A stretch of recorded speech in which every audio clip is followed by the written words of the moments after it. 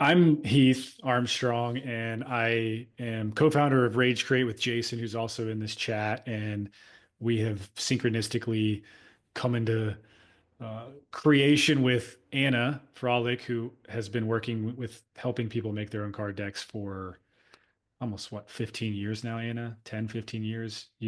She's had her hand in so many different really cool projects. Jason and I launched, we created our first deck in 2018 or 19 and put that out into a Kickstarter and have been making decks ever since. And it's something that we're all really passionate about. Um, we also have started to create a group called the Deck Creators Community, where we're bringing people together that want to make card decks, are making decks, have done it. And one of the things that I'm really noticing just from being someone who was very disconnected from the card deck world for a large part of my life, and then just really allowing the magic of creation to overtake me in general to like say, oh, here's a thought I have, and then moving through that process of making that first deck that we made. And then seeing the impact that it's had on my life and other people's lives, and how that's kind of uh, transformed into a completely different version of myself, 6 or 7 years after that first deck. I find that every time I pick up a deck and it speaks to me through the spirit, or it's almost like I can feel the energy of the person who made the deck. And it's a very special thing. And I think that that attraction or that synchronicity has brought me into contact with some of the most amazing people. And that always opens up doors for great conversations, learning, potential collaborations, but mainly just the inspiration, and I think the muse that wants to come through into physical form of these card decks has become something that's been a guiding light in my life. And Mike, when I play with your deck, so Mike, your last name's pronounced Set, is that correct? Or is it Steady. Seti? Okay, I didn't want to get that wrong. So Mike Seti is here with us, and Mike has created the Eigengrau Oracle deck, which I think has German roots based on the word, and I'll let you kind of explain more about that in a minute, Mike. But this deck, it popped up on my Kickstarter algorithm, and it was immediately like I didn't know you, I didn't know anything about you, but I could feel 100% whatever spirit you've got fusing through you that was going into these cards. Like, it was for me perfectly in that time, and like I was happy to back it, and then I was really excited to get it in my hands and start playing with it.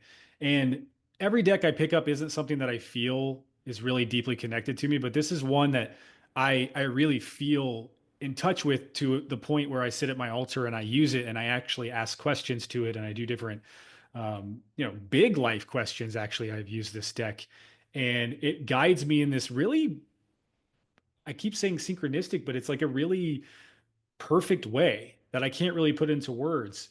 And so I really wanted to talk to you and just like get to meet you, and hear about your creative process and how this deck came to life. And I think that there's probably going to be a lot of synchronicities that come out of this. So it's really good to have you here, dude. Thank you so much. And thank you so much for all the kind words. You're making me well up a little with emotion. It's really powerful to know that my art has spoke to someone, and the deck is doing the things that I kind of hoped that it would do in the world. I just love I love hearing when people respond to it. Yeah.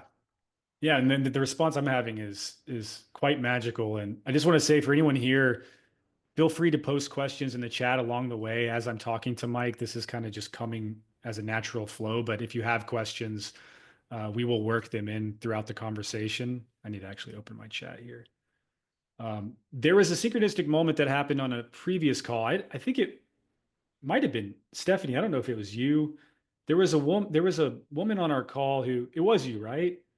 So she popped on and was like, "Hey, I just went to this thing. Was it New York? Maybe you could turn your mic on and share this, but are you all in New York? Is that where you're at?" Yeah. Yeah, Yeah. had- we had met at COSM, at the Art Oh of, yeah.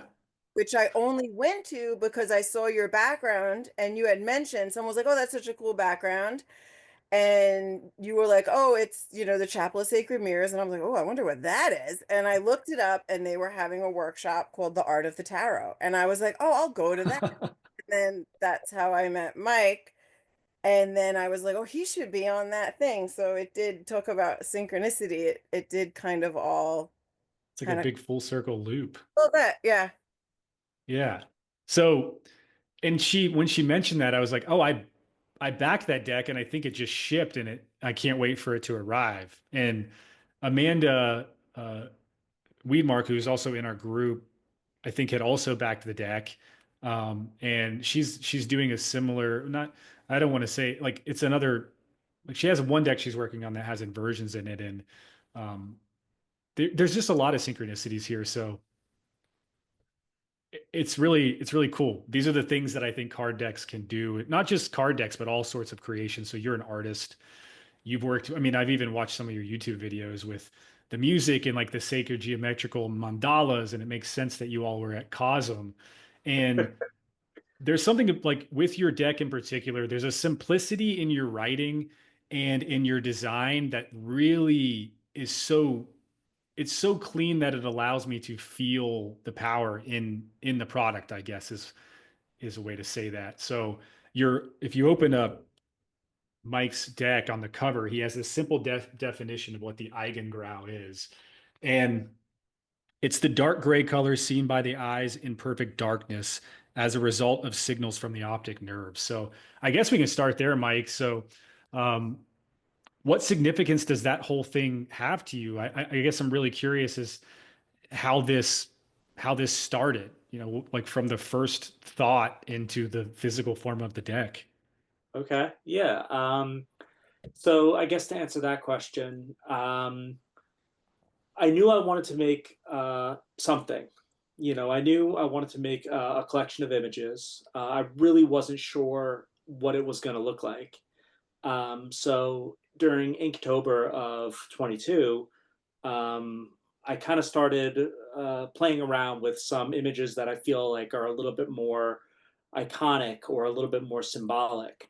And through that process, I kind of stumbled upon the idea of doing the inversions, and that kind of like opened up the door to dozens, if not hundreds, of ideas that were already in alignment with my philosophy, what I wanted to say, um, and it just kind of blossomed. It's funny how one spark just really does turn into a raging fire of creativity when you're open to it.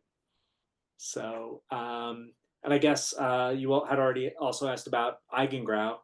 Well, I'm kind of like a word fanatic. Like I really love interesting and strange words. I feel like it's one of the beauties of our intellect and our lives as conscious living beings is that we have these hyper specific and esoteric words, and they kind of have this power in our world. And Eigengrau kind of came up to me, uh, funny enough, on a word of the day email I get. Oh, And wow. I've been tossing around ideas for what to call the deck after I had made like maybe half or three quarters of the deck. And I'd come across Eigengrau previously, and once I saw the that as the word of the day, it just was so in alignment with the themes. So the main definition is it's used as like a science optic term for what happens to your eye, to your vision when your eyes are closed in perfect darkness. So to me, that speaks to the idea of perception beyond senses, and that's something I'm really intrigued by because all we have are our senses to perceive the world, and that includes our thoughts, but our physical senses as well. And then undoubtedly, there's a world beyond what we perceive, and so Eigengrau speaks to that in a very significant way. But then also the idea of scientifically, Eigengrau is described as like a gray, shimmering color, and I knew the deck was going to be black and white and gradients of gray. And thank you, thanks you. And the idea being that Cooper Bobo. Sorry. So the Take your idea time. being that we have these built-in kind of polarities of, black, white, light, dark, right, and wrong, and they're helpful in terms of simplifying our experience, but they don't really speak truth to what actually seems to be happening in our lives. There's thousands of ranges in terms of the gradient between black and white. So gray encompasses this vast spectrum. And I think interesting things are like, when does gray become black? When does really, really light gray become white? So those Yeah. kind of themes and questions that have been in my mind speak to the term Eigengrau as well. So it's kind of like one of those epiphany moments where it just kind of worked in so many levels. It's almost like the entirety of the universe can fit within that spectrum too, which is even wilder to think about. And there's an Alan Watts talk I think out there where he's talking about how we as humans with our senses are actually we put so much emphasis on the senses and how we perceive that we're missing, 99.999% of what's out there. Like if you look at a tree and you say it's green and you call all the trees green, you're missing 99.999% of the different colors that are on the trees. Like we put ourselves in boxes by doing that. And so a deck like this and that explanation really, I guess it reminds me of expansion in so many different ways. How did that idea of Eigengrau and the spectrum like evolve into you pairing it into cards that have like a duality to them or an inversion? Do you remember that thought process or where you were? Do you remember the first card that you created and like just I love to talk about the process of like what was that first card and once it was drawn out, like how did it evolve from there? Sure. So the initial cards I was making were like phases of the moon. I had something about the tree of like a species tree, showing how like species are connected. And then I did a very kind of prototypical, not prototypical, like archetypal symbol of the shadow. So I drew like a light figure and a dark figure side by side in the vertical format. And I was like, I don't know, it doesn't really fit the card right. Let me see what I could do with that. So I drew the light figure on the top and the dark figure on the bottom, and it kind of just blew open the doors. I was like, wait a minute, this is the deck now. Like, no more mono things like species tree or phases of moon. It's all going to be these dualistic symbols that ultimately represent non-duality.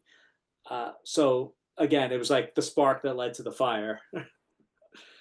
So, and I think I actually ended up using that illustration in the deck for shadow and object. Let me see if I can pull I it. think Ah, what's also cool is like every single card doesn't have, I mean, I can show some of these while I'm speaking. So that, yeah, that's like, they're not all, it's not like there's a split line in the middle that's like, oh, this is all black and this is all white, or it's a complete inversion. Like the cards are merging together too. Like that's one illustration, but there is a dualistic side to it. And I love the artwork, man. It really speaks to me. Like not everything speaks to everyone, but it really speaks to me in such a magical way. You're an artist. mhm. You've been doing art for a long time, obviously. Um, did you ever think, because this was your first kick, you did this on Kickstarter, so you launched this through your Kickstarter project. This was Mhm. your first one, right, on Kickstarter? Well, this was my first Kickstarter as an individual. Oh, I have I previous experience with a different world. So, in about 2012 through 2016, I was in the game design space. yeah. So my company and I, Ironmark Games, we published a Kickstarter of a game called Sanni Ichi, which is a game I designed and illustrated. Oh, And we did a cool. whole bunch of other projects as well. But unfortunately, the game company couldn't really persist over time. But it's a still a very I think back to that time very warmly in my life. But so I had a little bit of familiarity with Kickstarter, with production, with bringing a product from imagination to physical, product in hand. And I've also So done a couple of other things like freelance work with another game company to help their Kickstarter. So, making their assets, making the helping them with the production design of their game. that's so cool. I could see like the process of the idea of a game and then the game being complete being a really fascinating thing to be along the ride next to. So um going like so talking about that one card and when you first created it, what was the timeline like? Like how much time, I mean, every artist works at a different speed, but I'm curious, like how much time was it taking you to create one card drawing and then moving into the actual messages that you've added to the cards? Because I think that they're all really great. You have a very direct writing style that there's no fluff. I think a lot about the Dr. Seuss quote, the writer that writes more words than he needs is making a chore for the reader that reads. And when I read your work, it is very much that it's like direct, and it also gives me kind of a Derek Sivers type of vibe. I don't know if you're familiar with him. Just very to the point but potent. Yeah. So what was the timeline like from that first card drawing to having all of the cards, completely drawn out in the deck, and then like maybe moving into box design and all of that? So the large amount of the illustration really happened in 20, I guess throughout the year 2023. So I started illustration in 22 during October for Inktober. And then, yeah, I guess most of it was about 12 to 18 months of illustration. And then it was like maybe another 4 or 6 months of writing to write the ideas for the book. That was a particularly difficult challenge for me. I'm not that much of a writer. Like You're good. I love words and speaking, but when it comes time to actually put an idea from my brain into a cogent piece of writing, there's a lot harder for me. So I really took my time with that. And I appreciate you saying that it spoke to you, because it's very intentional to, first of all, the book is small. There's not really a lot of space for a lot of words in there. And I knew I wanted to include the illustrations, keywords, and then basically a description about the whole idea of the card. So one of my favorite writers, especially early on in my life, was Kurt Vonnegut, and he Oh has that yeah, same nice. he has that same philosophy about like really only what you need. Don't you don't really need to add anything else. And then yeah, so I guess to answer the question, just in a full uh, roundabout thing, about 2 years, 2 years to do Yeah. the thing from start to finish. You when you're talking about, I know from creating cards or myself and like writing is my thing. Taking like any card that I've ever created has usually started as like multiple pages. And the hardest part is getting it down to like those 4 or 5 sentences that are really valuable. Cause like I attach myself to every sentence at first. And I'm like, oh, this has to be there. And then you really start reading it and it's like, it helps to give it to somebody else. And you can like cross out lines like that it's still potent. But it gets better and better as you make it shorter. And I find that it's really potent, man. I really do mean that. It is not an easy process to do. And so 2 years, yeah, these things take time, and I'm curious what your like the fulfillment side of that for you moving through. What does it do to transform you as a person? Kind of, I know you say in your guidebook, like you're not a shaman, you're not a medium, um, that your philosophy is in the belief that creation is magic, and that magic is what, tapping into that magic is, you could look at it from different perspectives. Some people do call it you're being a shaman. Some call it you're tapped into the muse or whatever. You're connected to life force energy. It really all is just like we're vessels that are allowing this energy to move through and come into physical form. And How has that personally transformed your life? Like from before when these ideas and were all inside of you to now actually having the deck, and is it opening up doors? Are you like, I know we're here and we're having this conversation, but have you seen anything kind of unravel that you wouldn't have believed before? I don't know if it's changed any beliefs, but I would say I do a lot of readings. So I read from my deck in like events, like donation-based, oracle readings. And I found that the more I do that, I find there's like a little bit of a sharpening of intuition.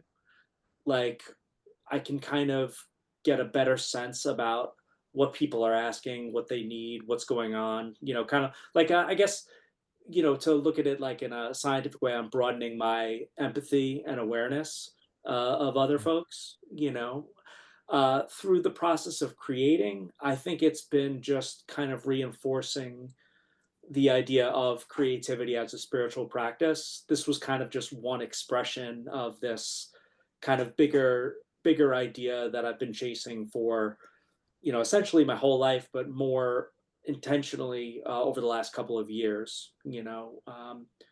That being, approaching what I do creatively, not necessarily as a hobby or as a way to make money, but as a like as a means to spiritually connect with something greater than myself. That being the thing that you had said, like channeling the kind of energy of the universe into something that is an expressive form of that energy. Yeah, well, you keep hanging out at the Chapel of Sacred Mirrors. I think that that portal's gonna keep opening for you. Yeah, yeah, that's Um, their whole mission. Uh, yeah, I actually use the Alex Gray Artist Prayer before I work on anything. oh, Um, fantastic! Have you ever gone yeah, to art church? no, I've never been up to the chapel yet, Oh, well, where are you located? unfortunately. You're I'm in North Carolina right now, well, they. but I Oh, will soon. I have a token from the first Kickstarter when he launched it in 2014 or whatever. And it was like, you can come anytime you want with this token. And I just haven't made it up there yet. So oh man, you have to make it a trip. That'd be great. And definitely let me know when you're coming up because I try to make every month for Art Church, which is they have their sacred full moon ceremony. Art yeah, Church. I do the like live streams sometimes Oh, for the okay. new moons. I think they do the new moons on the live stream and then the members only for the full moons and the art church and all of that. Well, Art Church they offer it on Zoom as well. Oh, cool. Yeah, Wow. yeah. So definitely check it out. I'll send you a link after the chat. Everybody here should check this out because they are amazing. It's such a cool thing. Oh yeah. Well, let me see if I can find it real quick if you don't mind. Is that okay Yeah, if no we? problem. Yeah, you can look it up. I'm gonna keep running with the interview just if you think you can multitask. Yeah, yeah, of course. I'm curious, Mike, about your there's a personal struggle in every creative that's like imposter syndrome or it shows up in many different ways, resistance, fear, self-doubt. In the process of creating this deck, since you'd never made a deck before, did you experience any of this? Did you experience, say, like self-doubt? Did you almost stop at any point? Um, and if so, how did you maintain the momentum to keep going with it, Hmm. essentially? Um, I don't know. I don't think I experienced it while I was working on it. I think during the Kickstarter, for sure, there were a lot of feelings of, like, what am I doing? Like, who wants this? You've done Kickstarter, so you know that like, um, it's a very emotional ride, especially if the Yeah. funding isn't going as fast as you'd like. Which we reached our funding like three-quarters of the way through, so we weren't. I wasn't even sure if we were going to fund. Yeah. Uh, so I think I had a lot of doubt at that point. As far as artistic imposter syndrome, I really I think during my creative process, I don't want to say I'm immune to it because obviously those thoughts creep in. But I think because I'm approaching it not necessarily for any other means other than, spiritual fulfillment or creativity for the sake of creativity, the process very rarely gets interrupted by those kinds of thoughts. It's when I like step out of flow or step out of that mode is when those thoughts come in. Yeah, like when we get in the mindset of having expectations. And what do you do personally in your life that helps you stay in that flow and not get pulled out of it? Sure. Well, I'm a daily meditator, so that certainly helps kind of with the understanding of my experience a little bit.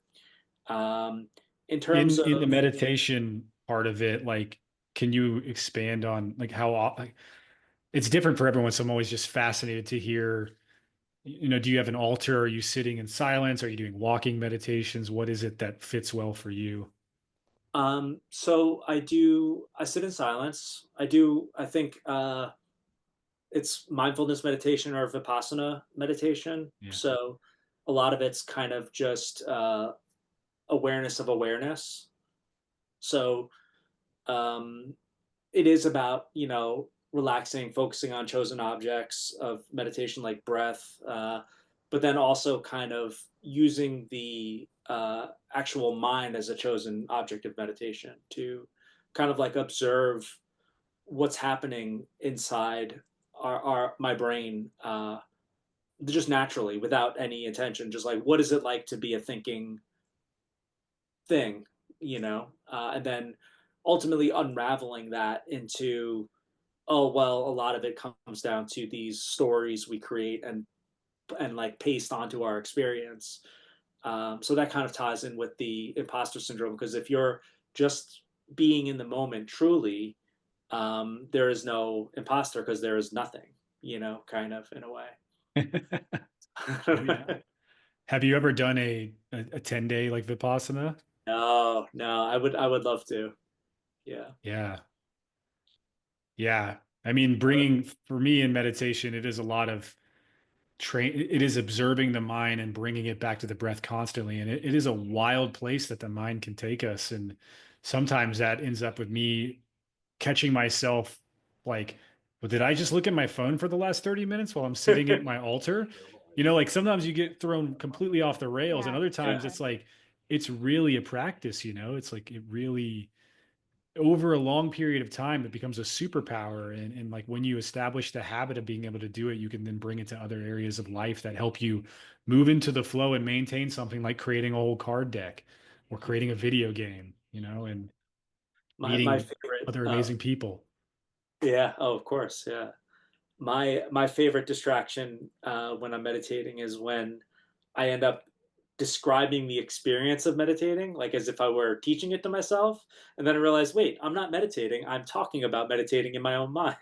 So it becomes a very recursive, I mean, I guess it's still valuable, but it's one of those things. It's just really funny. Yeah, no, it's always like, You I wonder think how many about layers of like, it. Yeah. how many layers of yourself can you like, could you imagining yourself, like watching yourself meditate? Like, I'm sure that that's you're just interdimensionally Yeah. creating this expansive version of the self, which isn't really confined to one body or thought. It is all over the place, and same place that these ideas come from. So, Yeah. um, Mike, I would love to talk a little bit more about the turning this into physical form. So I know you had Mhm. worked with some Kickstarters before, you shared earlier. Mhm. What do you think the most challenging aspect of translating this artistic vision into physical product was for you? Did you have any idea, like, because I mean, video games are a little bit different than printing. I mean, maybe Oh, maybe if there's physical product, but like getting into the manufacturing, the logistics, and the printing, and like, I don't know where it was printed, but like wrapping boxes, all of that. How did you like? Were there struggles there? sure. Well, let me clarify. The games company was a board game company. Oh, nice. Well, that's So, great. so There's like a basically, it's ramp, not. Sorry. There's like a ramp. Like Yeah, we do things in life where it's like you sometimes don't know what it's for, but then it comes back around and it's like, wow, this actually helped me do this. totally, totally. And in that vein, my career is graphic designer. So I've worked overseas printers before, just in my workaday life. So the translating it from the drawn page to the printed product was kind of just basically just work for me. There really wasn't anything really to consider. Because of my experience with graphic design, a lot of the layout of the cards while I was drawing them, they were all proportionally figured out beforehand so that they'd all fit in the frames correctly. Um, Box design is something that I've done before in the past. I would say the hardest part would be dealing with overseas printing. And I can only imagine these days, if it's, with tariffs and all the nonsense that seems to be happening, I can only imagine that is an incredibly challenging part as well. But yeah, no, I honestly, that's kind of just my world, so it really wasn't that challenging. Yeah, once you understand it or have the resources, it's pretty easy to move through that process. I love your box design. I love the I'm actually like I love the magnetic, like you have the Oh half. yeah. Just want to show everyone, if you can see, like there's a magnet clip there, but it's a matte finish and it feels good in the hands. I love the card stock. I can tell that you either tried out a lot of different options and you knew a little bit about, the quality of the product design, or you just got really lucky by just choosing things and it turned out really good. But I imagine it's the former, not the latter. So, Yeah, I was in talks with. I ended up using Ace Lion for printing, and they graciously sent me a sample package. So cool. they sent me a bunch of boxes. They sent me a bunch of cards. So from that, I was able to kind of discern what I wanted from it. But at the same time, you kind of never really know when it comes to international, because there's such a long lead time between submitting the order and getting the actual product that you don't even know what it's going to end up being. And you know for a while I was convinced that the company did not exist because even though we had been speaking for months to get the quotes and get the samples and everything, after I placed the order, it was like radio silence. Like they didn't send like updates. They didn't Yeah, send that's any scary. product photos until after 2 months. Then I got a product photos and I was like, oh, okay, I guess it's real. So, How did you first, like, you say Ace line, or just Ace for people Lion. that are Yeah, I can Ace put it. Lion? Like, Yeah, okay, cool. We'll put a link in they're a the chat there. subsidiary of WJPC, which is like a playing card slash Oh yeah. company. My vocabulary is not great, so I would have looked at that and been like, Acaline. Yeah. Yeah. Oh yeah, it could Um, it could totally be pronounced very wrong. no, I Uh, think you're right. Yeah, that's so fascinating. Like, how did you find them originally? oh, so when I started the project and I was doing the illustrations, I have the idea to always kind of begin with the end in mind. So I was searching for Smart. printers at the time while I was working with the illustrations. So kind of did them concurrently, and basically it was just a Google search, and they came up. It seemed like they were very specialized in the Oracle and Tarot space. So I knew that they'd be good partners for the product project. And Yeah. honestly, they were amazing. Despite the radio silence, everything up to that point was incredibly courteous, informative, helpful. Uh, they The way they packaged the decks was incredible. They First of all, it was double boxed with reinforcements, and each deck came in its own individualized bubble wrap. Oh So wow. so it was like I didn't even need to really worry about individually securing the packaging when I was doing my fulfillment. So Yeah, I was like ready to go for you. yeah, I would highly recommend them to any other deck creators for sure. Sometimes we get cases in and it looks like a train just ran over the whole case. It's like pancakes. Heath, Oh But I just cleaned that box up today. man. what Nightmare. that's preparation, like the manufacturers, everyone that I've worked with, they've all been really great. It's usually the carrier that's the issue. And so if they do something like that to help you out, that's awesome.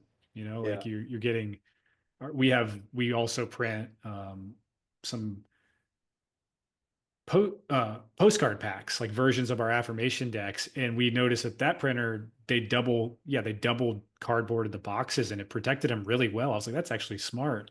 It's like one slightly smaller cardboard box in another box, and it gives you a whole extra layer of protection. So For that's sure. cool.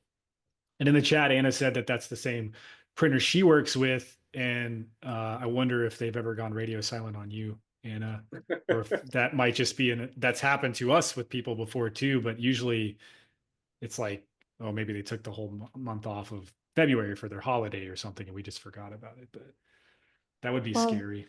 they've been really good to work with for me, but it also depends on the salesperson that you connect with because they have different people. So I got really lucky when I started working with them and just have a really good contact. She's very reliable and yeah, and usually the timelines are really fast. Like, I mean, during COVID, sometimes there were some delays, but typically it's about a month for printing. I haven't really waited much longer than that. Well, cool. That's a great resource. I would love to do some, at least one card pull in a minute. But before that, I would love to, if anyone has any questions, if you want to pop on and ask a question, feel free to. You can also post them in the chat and just allow this to open up to anyone else, whatever your curiosity is, away from my confined mind and my questions. Because I'm sure that there's lots of topics that we haven't talked about, if anyone has anything. Okay, I'm getting some yeses. Mike, do you feel Okay. comfortable pulling a card Of from your course. deck? Yeah. Yeah. Happily. Yeah. And then I mean, it would be cool coming from you because you'll have the whole experience of the back of the card, and Sure. Yeah. anything that you want to share in relation to that card, feel free to do it. I personally had a really nice experience earlier today with your tree and seed card. That was quite Interesting. synchronistic for me. Before I pull the card, would you mind sharing? Because I always love to hear how people respond. Yeah, so I've been in this deep process of navigating really just life living situation. And I know I want to do kind of like a small homestead. And I've been thinking about it for like 10 years, a long time, but I keep somewhat trusting the flow of life and following certain decisions. And um, I was looking at this little place that I think could really work, but it's like this just really small farmhouse, but it's on like this perfect piece of land. And I was contemplating the expansion of like planting, like, setting roots with a seed, or like how this thing could look 10 years down the road if I really start cultivating and working with the land. And so I was like, this is the deck I'm going to pull from right now in this moment. And that's the card I pulled. And it was like, well, it's whatever way I'm viewing this. I could view it as like I'm just now planting the seed, or I can view it as if the expansion is already created and I'm just showing up to see it and help it channel, not like vessel into, you know, form. Like I can move onto this land, and then by moving in through that inspired action, the fruit trees will appear, maybe the chickens will appear, but in some capacity they're already there, and I'm just opening doors for that to appear. So it was right on, man. It was like, and also the nature aspect of it, I was literally thinking about trees I and see. fruit plants and stuff. And so for that to pull out Wow. was pretty good. That's really beautiful. Thank you. Yeah. Yeah. So let's pull a card. Okay, so I drew astronomical and infinitesimal. I don't know if there's a good view of it. So Yeah. I drew Yeah. the astronomical side up. So this card speaks to me about the nature of perspective and where our perspective lies in terms of maybe a problem we're experiencing or how we view our lives in general. And there's, always a wider view to take, and there's always a more narrow view to take. So I drew the astronomical side up. So to me, that speaks to the grand largeness of everything, the cosmos, the infinite nature of the universe. And sometimes I will look at that and feel very humbled and small. And sometimes I'll look at it and feel very profound and powerful because, in the vastness and the hugeness of the universe, my unique perspective is the only one that I'll get. So in that way, it's truly a unique gift for myself as a conscious living being. Um, yeah, so that's kind of what I would think about if with that card. I What's also really, oh, oh, no, go ahead. oh, Finish. I was going to say one more thing about the nature of design in terms of the cards. So this was the maybe third illustration I did for astronomical and infinitesimal. I just could not narrow down how I wanted to illustrate it. So it really just talks about the iterative process of just, of just working through a design and really allowing yourself to destroy something that you're kind of attached to in order to get to the better image. And ultimately, I think it did. The original image is nothing compared to this, and I held on to it for so long. Um, yeah, and Yeah. the other idea I really like about this card is that it doesn't rely on anything necessarily spiritual or metaphysical. It just talks about what we know. We know that the universe is infinitely expanding, and we know that there's an infinitesimal world, the world of the quantum that we don't even know about, but we know that it's there, and those scientific concepts, when viewed through a certain lens, can really offer a lot of insight in terms of spiritual practice or understanding philosophically about what we are in that broad spectrum of the infinitely small to the astronomically large. Yeah, there seems to be a summary of, like, when I play with your cards, it I get like I keep thinking about like the hermetic principles, and I get into, we're doing a card deck right now called Ancient Affirmations, and it's really dissection of all these ancient texts, and so much of that is, it all goes back to this kind of esoteric glowing of it. It all comes from the inside, and it's all of the duality is internal. And so I just, like I said earlier, I feel the entirety of existence within the spectrum of these ideas, and I think it's why I really respond to this deck in such a fascinating way.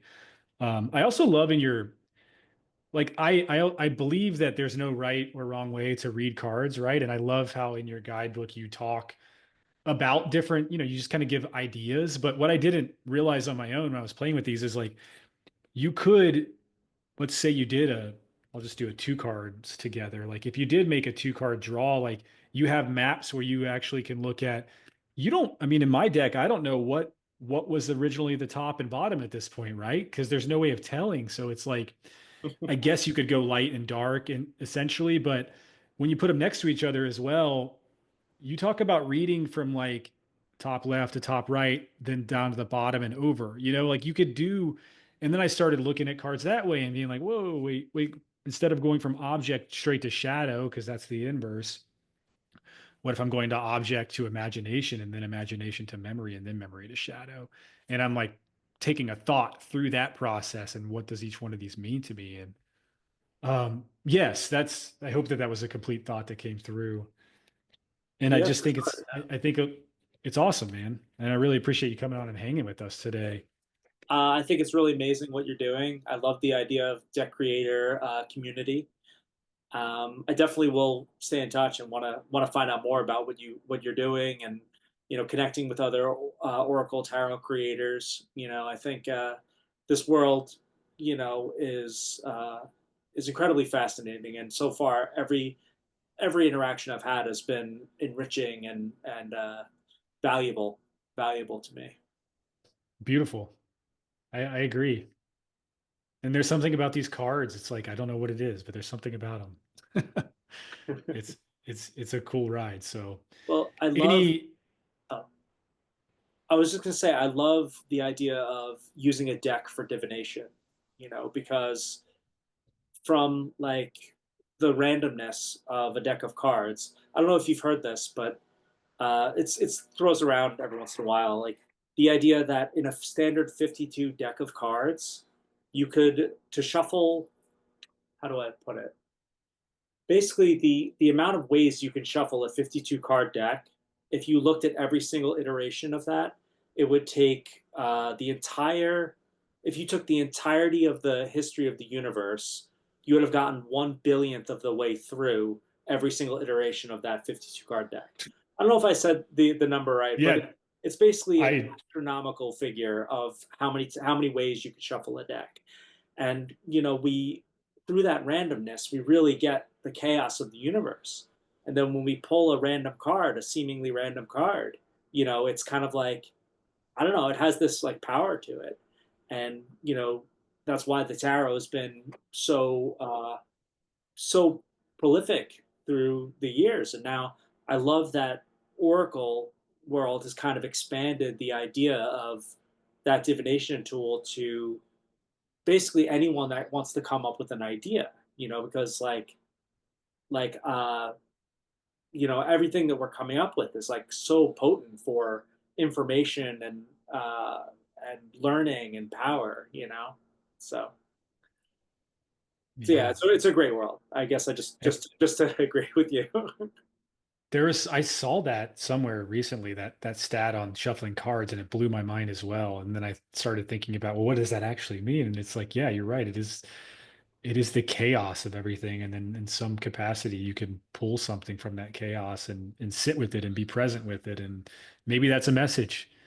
Maybe that's something guiding you. For sure. I know that's true for some of us. And there's actually a spider hanging down right in front of me right now, which is wild. Look at this thing. Can y'all see this? That's a cool omen. All right, Mike. Well, if anyone else has any final thoughts or questions, feel free to pop in. And if not, we'll just close this off here. And I'm very appreciative for you coming. And this was awesome. It was great to meet you. And I look forward to being friends and helping, each other collaborate and stuff. So Yeah, likewise. And I'll just put it out there for any of us that are into creating decks and have questions about graphic design, production, or anything, feel free to reach out to me. Happily will answer any question at whatever length you guys need. yeah, thanks, Mike. Where can everyone find you at? Like, what's your preferred Oh, place? sure. So Instagram is probably the most reliable. I'll put the name in the chat. It's Somnambulant Visuals, and Mike, and I'll put my email in there as well. Mike at mikeseti.com, right? Yeah, it's Very Italian for cool. seven. Oh, Yeah. wow. That's cool. If you think like Mike 7, that's a powerful name. Mm. Actually, my full name Okay. is Sette Ducati, which is a little bit of a handful, but the literal translation from Italian is seven coins, which is a Whoa. tarot card, the seven of coins. Whoa. Yeah, Do that's you, pretty cool. man, that's the kind of stuff that I'm like, what? You're exactly where you're supposed to be. Yeah. Yeah. All right. Okay, Well, cool. Well, Heath, it's it was a great to pleasure. see everyone. Yeah, and I'm looking forward to maybe I'll jump on the next time you have a cast. Yeah, absolutely. I'd love that. We have Travis coming on in a month from now. Is that right, Anna? And Travis he did the sigil deck with Damian Eccles. Oh yeah. Trying to look up the date. Yeah, June 11th, Anna says. All So we'll right. have Yeah. that. We're going to talk about the Eccles sigil deck, which I've been using also alongside yours, actually, Mike. They work really Yeah. well together. I think it has similar And iconography too, like the black and white and red kind of can go really well yeah, together. he has.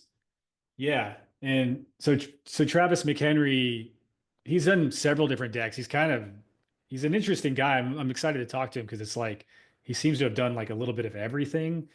I mean, it's wild if you look at his website and biography, but I'm a huge Damien Eccles fan. And, you know, for anyone who's not familiar with Damien, he is just, you can look into him. He has a very powerful story, and he has worked his way through probably the hardest path that anyone could ever imagine in life. And it's just, it's going to be a good one. So I'd love to see everyone if you can make it. And cool, Mike. Yeah, we'd love to have you there too. Yeah, definitely. Yeah. And we'll talk soon. Thanks everybody for coming. It's been fun. All right. Have good days all.